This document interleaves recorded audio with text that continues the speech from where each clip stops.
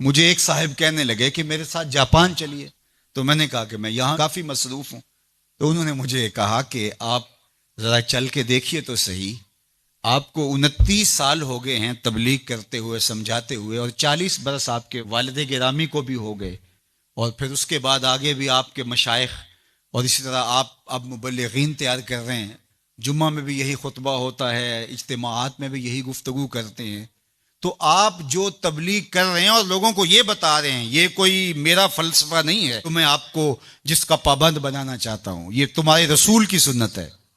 جس پیارے سے تم ٹوٹ کے محبت کرتے ہو، یہ اس کا طریقہ ہے کہ جھوٹ نہیں بولنا. کہا سمجھا کے 29 سال جس قوم کو ہو گئے ہیں، آپ جاپان میں دیکھیے وہ کر رہے ہیں، اور نئی اقدار کو دریافت کرنے کے لیے آگے بڑھ رہے ہیں. یہ تو کر چکے ہیں، وہ کسی سے دغا نہیں کرتے، جھوٹ نہیں بولتے، کسی سے فراڈ نہیں کرتے. ان کو کسی مذہب نے نہیں یہ بتایا، ان کی ماں کی گود سے تربیت ملی کہ جھوٹ نہیں بولنا. اس کی ماں کی گود سے تربیت ملی کسی سے دھوکہ نہیں کرنا، کسی سے فراڈ نہیں کرنا. کیا ہماری مائیں جو حضور پر درود پڑھنا سکھاتی ہیں، یہ کیوں نہیں سکھاتی ہیں کہ کسی سے فراڈ نہیں کرنا ہے، کسی سے دھوکہ نہیں کرنا ہے؟ ہم کیا منبر و محراب سے ساری زندگی اب اسی مشن پہ لگے رہیں گے کہ یہ نہیں کرنا، اور دنیا کو تسخیر کرنے کا خواب شرمندہ تعبیر رہ جائے گا؟ یار جب بچہ ہوتا ہے کچی کلاس کے اندر تو اس کو پورنے ڈال کے دیے جاتے ہیں، آپ کو اگر یاد ہو تو، اور اس کے اوپر وہ لفظ لکھتا ہے، اور وہ میٹرک تک چلا جائے ابھی تک پورنے ہی جو ہے اس کو ڈال کے دینے پڑے، تو پھر وہ کس طرح ماسٹر کرے گا؟ یار ابھی تک ہم سچ بولنے کے عادی نہیں ہوئے، پوری کائنات کے اندر محمد عربی کا دین کیسے پہنچائیں گے ہم کیسے پہنچائیں گے؟ دنیا کہاں سے کہاں چلی گئی اور ہم کہاں کھڑے ہیں؟ اکبر الہ آبادی نے کہا تھا، مس پہ ہے اپنی نظر اور سیم ان کے ہاتھ میں. ہم ابھی تانبے کو دیکھ رہے ہیں اور وہ چاندی بھی اٹھا کے لے گئے.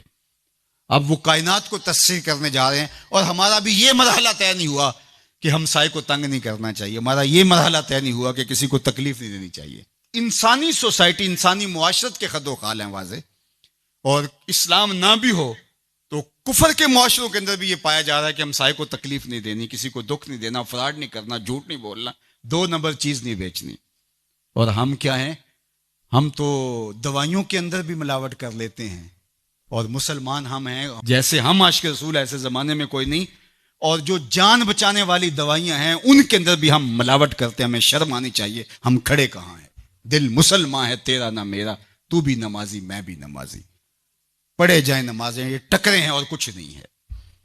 ہمارا دین ہم کو ایک ایسی پاکیزہ زندگی گزارنے کی تلقین کرتا ہے.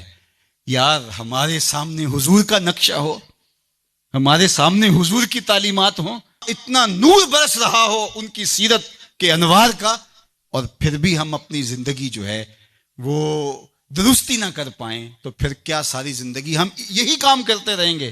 ساری زندگی یہی کہتے رہیں گے کہ جھوٹ نہیں بولنا، جھوٹ نہیں بولنا؟ کہتے رہیں گے ہم، اس سے انکار نہیں ہے، لیکن کائنات کو تسخیر کیسے کریں گے جب اس مرحلے سے نہیں نکلیں گے؟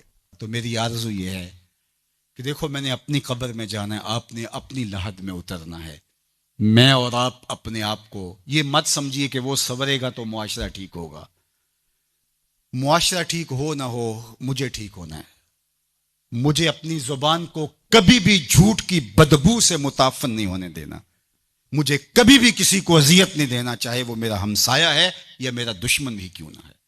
مجھے کسی کے لیے غلط نہیں سوچنا ہے، اور کسی کو نقصان پہنچانے کی منصوبہ بندی کی دور کی بات ہے، وسوسہ بھی آئے کسی کو نقصان پہنچانے کا تو اس کی بھی نفی کرنی ہے، کیونکہ میں اس آقا کا غلام ہوں جو رحمت للعالمین ہے. تو اس آقا کے لائے ہوئے نظام شریعت کو نافذ کرنے کے لیے ہمیں عملی قدم اٹھانا پڑے گا.